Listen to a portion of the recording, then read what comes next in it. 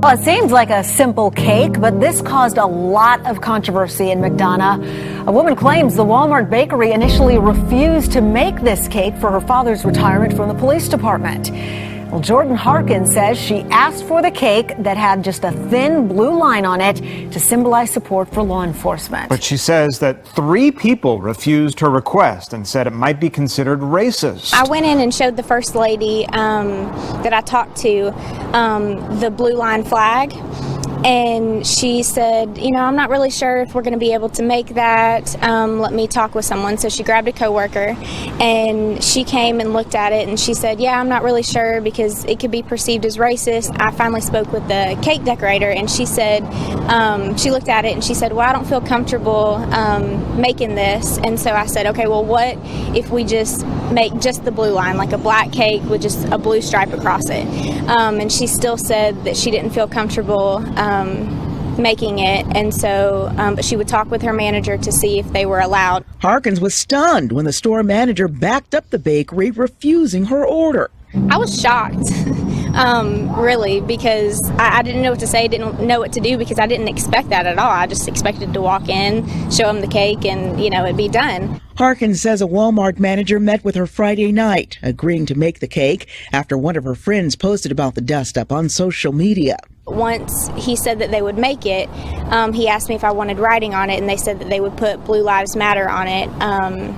But he said that none of the cake decorators were comfortable making it, and so him or his assistant manager would have to make the cake, and that's what ended up happening. A Long Island teacher facing backlash tonight for a Facebook posting calling some of her students racist. CBS 2's Jennifer McLogan reports now on the social media turmoil from Smithtown.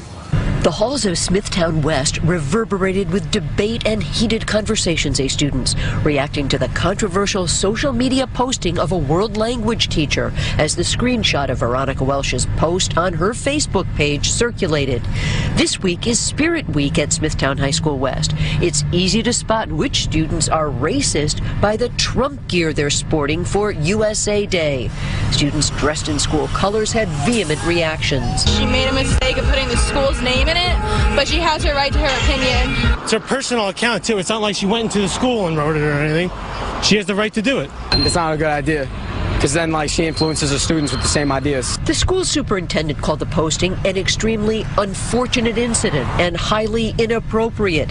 We were told Welch was not in school, we were unable to reach her at her home, and our calls were not returned. The original post has been taken down, but parents shared their opinions on the teacher, her possible pro-Clinton leanings, by calling her students wearing Donald Trump gear racist. What if her account was hacked or whatever? You don't know. There's no reason for her to pass judgment on those kids in a social platform. I don't think the teacher should be reprimanded. That's being almost like a bully. I'm not big on social media, but I think that in the classroom, they need to really show both sides. Welch is still employed by the district, but has been administratively reassigned. The superintendent says all appropriate disciplinary action is being taken. There is no word on what that action is. The North Carolina teacher who's now on administrative leave for stepping on an American flag in class is organizing a march for Tuesday. Lee Francis faced backlash for what he calls a hands-on lesson about the First Amendment at Massey Hill Classical High in Fayetteville. County school officials placed him on a 10-day suspension without pay after the school board and superintendent called the lesson inappropriate. Francis says the march is more than just supporting him. It's about supporting large issues in the area as well.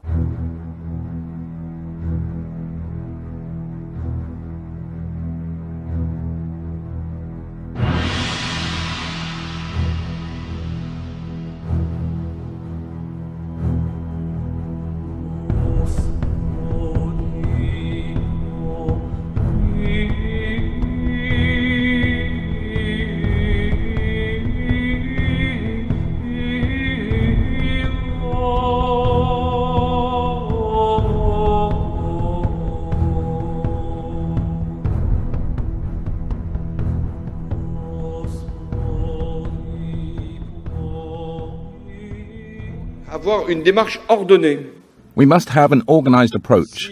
If we dismantle Calais, we don't want any migrants to resettle, so there will be police forces there for as long as is needed, and strong protection measures. Up to 10,000 migrants live in the sprawling camp.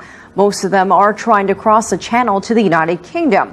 Hollande says they will be sent to migrant centers across France. Those who don't file for asylum will be deported. Hollande says the UK will also help cover security in Calais. The Swedish public is on edge after a shooter who injured 4 people in the city of Malmö remains at large. Here you can see the latest pictures of the police operation in the city following Sunday's shooting. Eyewitnesses say around 20 gunshots were fired, possibly involving automatic weapons. According to a recent report, Swedish security forces are failing to control the country's suburbs, with so-called no-go zones rising to as many as 55. The police are also facing a crisis, with 3 officers resigning every day. We have a major crisis. Many colleagues are choosing to quit. A drastically worsened working environment means many colleagues are now looking for other work. And if officers venture into these alleged no-go zones, they may face a number of risks. The police have reportedly been targeted by verbal attacks when trouble flares in the areas. A number of incidents have involved officers being pelted with stones, while squad cars have been set ablaze or stolen. Vandalism, drug crimes and sex assaults are also reported dangers. These risks are listed on a leaflet issued by Hungary. The pamphlet claims hundreds of completely lawless no-go zones exist in Europe. Voters in Switzerland have approved a draft law to beef up surveillance powers. More than 65% of voters in the Alpine country agreed to the proposal. It would give Swiss intelligence agencies a green light to tap phones, snoop on email and deploy hidden cameras and bugs if authorised by a court, the Defence Ministry and the Cabinet. This official says the new law gives Switzerland modern tools to respond to current threats.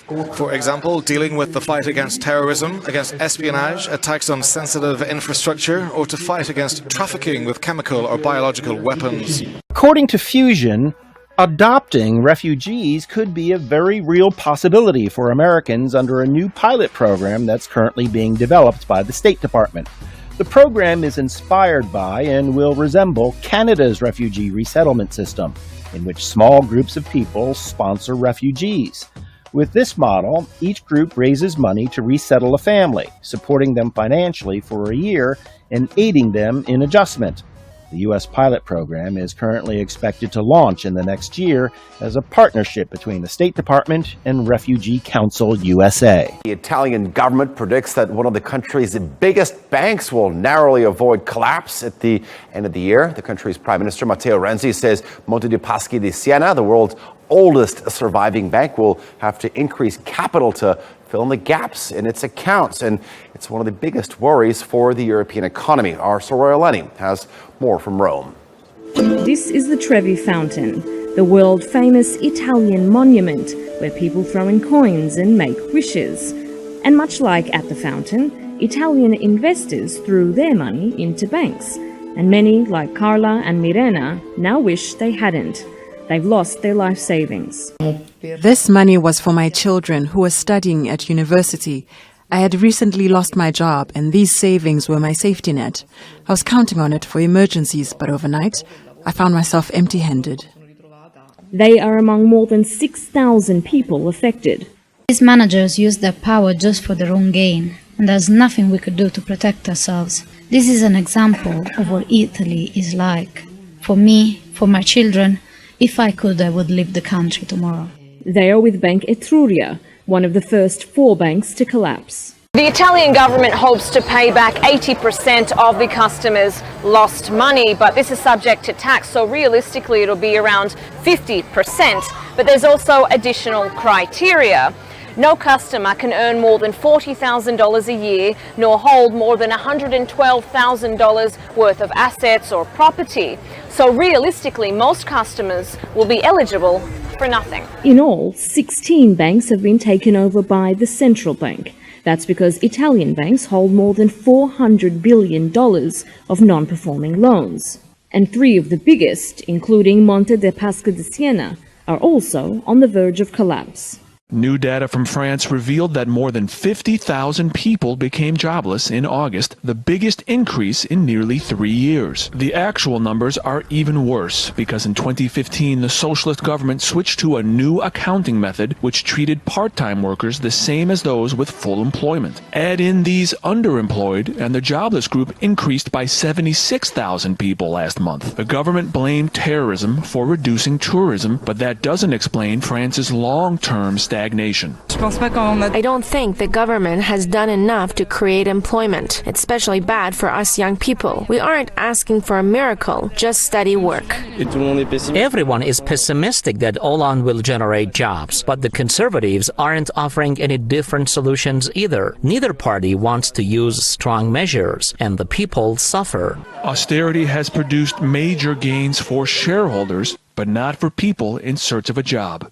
The data is a major setback for Hollande because he claimed he won't run for re-election if he failed to reverse the unemployment crisis. The Socialist Party presidential primary is in January, meaning Hollande has only 3 more months to show positive results. Russia is completing the construction of a large military base some 100 kilometers from the border with Ukraine. The base is the latest in a chain of new sites that are part of what the Kremlin sees as an important counterpoint to NATO. Up to 10,000 service personnel are expected to be deployed at the site in the southern Rostov region, which reportedly will house a motorized rifle division. Work is being finished in the last 3 dormitories. We're launching and adjusting engineering systems. The military base will be ready to receive personnel in the very near future. Western observers have been nervous about recent increased Russian activity near the Ukrainian border.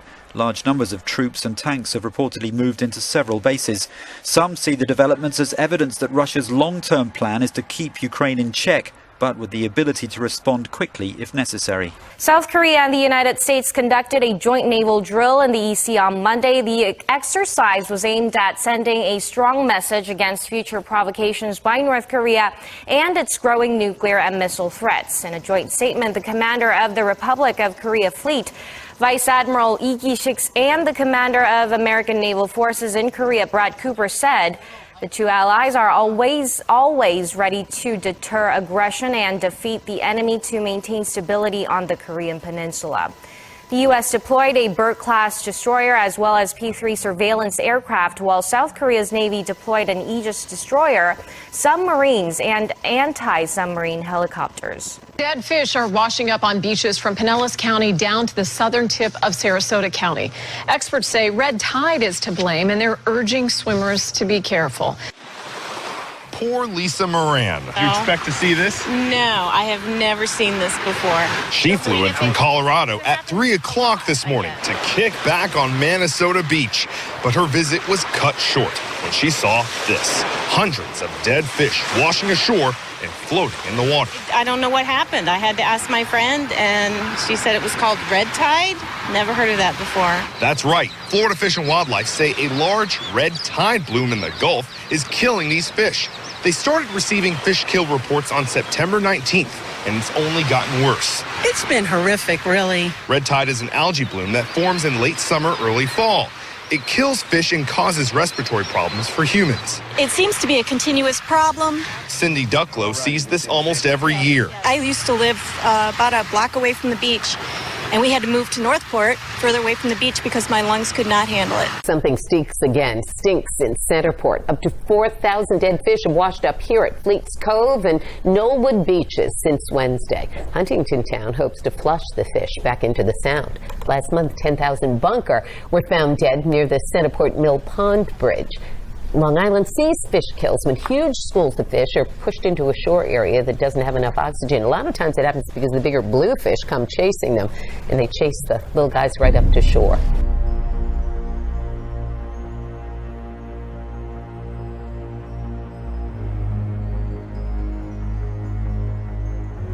Shifting our focus to Japan now, the country's southernmost island of Okinawa was rattled this afternoon by an earthquake of magnitude 5.7. According to the Japan Meteorological Agency, the quake hit at 2:20 p.m. at a depth of 40 kilometers below sea level. It went on for approximately 1 minute and followed another tremor measuring 5.5 just minutes earlier off the coast of Hokkaido, Japan's northernmost island. Now, Queenslanders from as far south as Hervey Bay to as far north as Yeppoon are scratching their heads this morning. They're baffled after seeing a bright flash of light in the sky overnight. Well, I don't know if I can help you much here, Sylvia. Some of the people I've been speaking to here in Gladstone, we only just flew in this morning, some of them thought it was an earthquake. That was the initial thought, but it's amazing actually, all the way up and down the coast, as you alluded to. It was a big stretch of the coast where this event was actually noticed. The story was remarkably similar. A flash of light in the sky. Some people then reported a bang or an explosion of some sort. And then the most common theme we've seen or heard is that houses were shaking and there was a real rumble in the ground. Certainly a bus driver I spoke to at the airport this morning, he said he was watching television here in Gladstone last night and he felt his house shake and heard things rumble, so something was definitely going on. Now, Australian scientists have definitely ruled out an earthquake because they did have one of those here, a minor tremor last year. Definitely not an earthquake. A German astrophysicist is suggesting it's definitely not a comet, because if that was the case, Queensland wouldn't be here anymore. He's suggesting it was a meteor, and he's saying something like a rock about a metre across. Last Sunday night, this light in the late night sky north of Dale Noel's Madisonville home stopped him in his tracks. And when I seen the light, it was like flying, and the light was pulsing. Like it was getting brighter and brighter and brighter every time the further it was getting. He ran to tell his fiancée he thought a plane's wing was on fire, but returned outside to an empty sky. Then we both looked up at the sky and we seen the same thing. It made the same path, so we started recording it. It was lighting up, lighting up, lighting up, and then it blew up in the same spot the other one did. And then a third one came by. We were just like kind of freaking out.